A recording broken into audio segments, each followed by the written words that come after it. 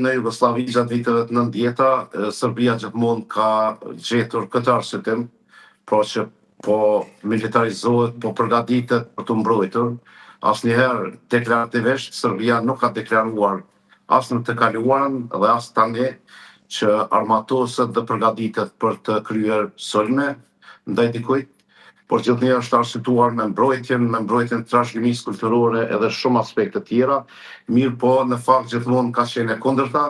sepse të gjitha luftrat duke filluar nga ajo në Sloveni, Kroaci, Bosnje, pastaj Kosovë, po dhe ndërhyrjet e tyre në Maltëzi, kanë ardhur pikërisht nga Beogradi dhe pikërisht nga politika apo qasja hegemoniste që Serbia vazhdon të ketë në raport me fqinjtë e saj, tendencën për dominim në region, si ekonomik ashtu edhe ushtarak. Pra,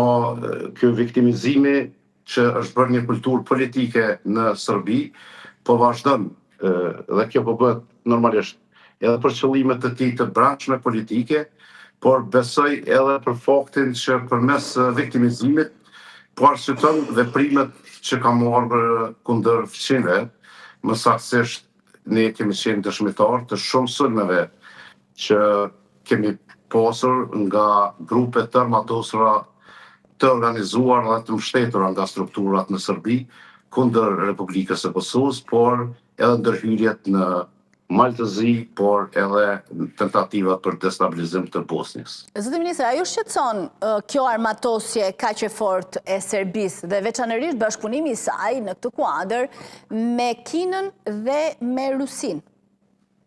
Normalisht qasja e blerjes së armatimeve, prokurimeve nga Kina dhe Rusia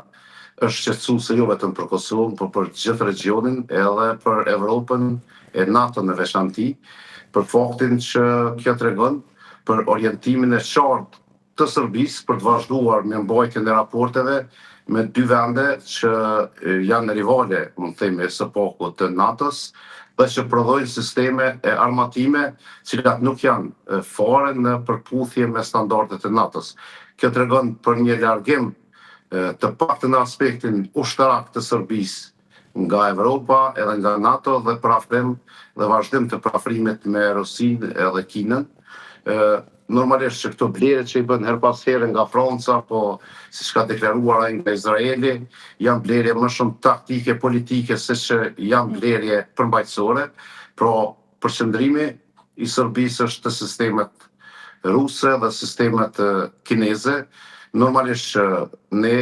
po armatosemi të gjitha vendet në fakt në regionin e Ballkanit Perëndimor, jo për të sulmuar Serbinë në asnjë rast,